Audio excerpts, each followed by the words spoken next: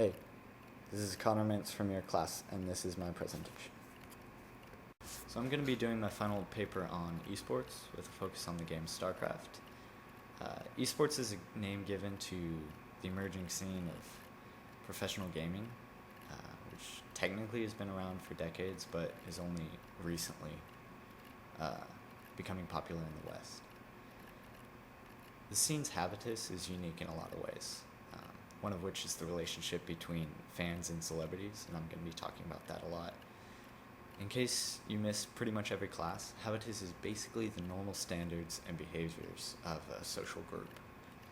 Pretty much every StarCraft professional, commentator, manager, etc.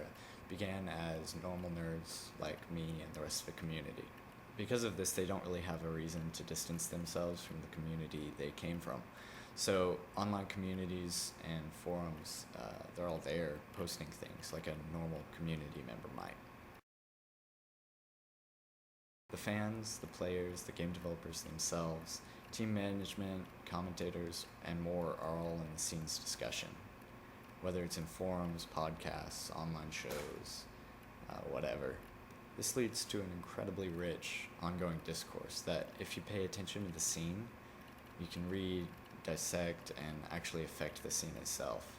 This is honestly a really unique thing that's really only possible in modern era. Let's take a traditional sport to compare it to, and because I don't know anything about any other sport, I'm going to use soccer. So imagine if the fans, the professional players, the team management, and FIFA, the game's governing body, all were intimately discussing everything about the scene, every subject that happens in the scene to even think about. Imagine how the discussion could have very real effects on every side of the scene. But in the StarCraft habitus, it's not weird at all. It probably seems weird to someone new to the scene, but to someone like me who's been around a long time, it's commonplace. And here is a divergence between mediums, I think. When I'm watching a sport on TV, there's a division between the viewer and those on the TV.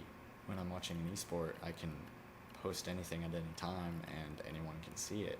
Interactivity is the key here. Just like in the relationship between video games and traditional mediums, the difference between the esports habitus and the traditional sports habitus is interactivity. The homology is a more free and democratic one without much hierarchy at all. All of this ends up creating a circuit of culture that is so much more immediate than in traditional forms. If a subject doesn't make its way around the circuit a few times in a day, it's probably not worth talking about. I'm going to give an example that recently shook up the scene a little bit. The player Greg Fields, also known as Idra online.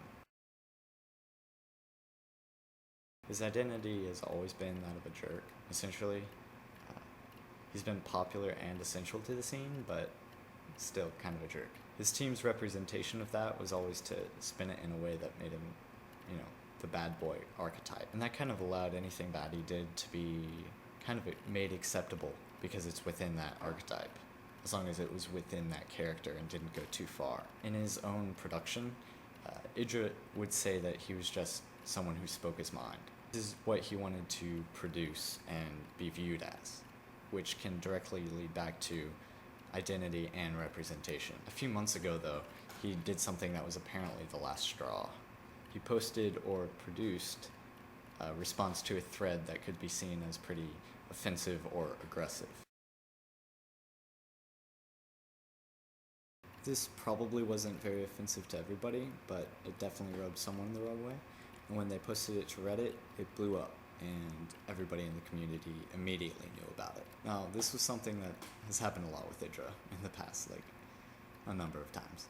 But this time it really was the last straw. Due to how it blew up in the community, the team's sponsors also knew about it. And this is where regulation fits in. When a player doesn't represent his team or his sponsors very well, he has to be punished, and he was. He was removed from the team. So this is basically the circuit of culture in action.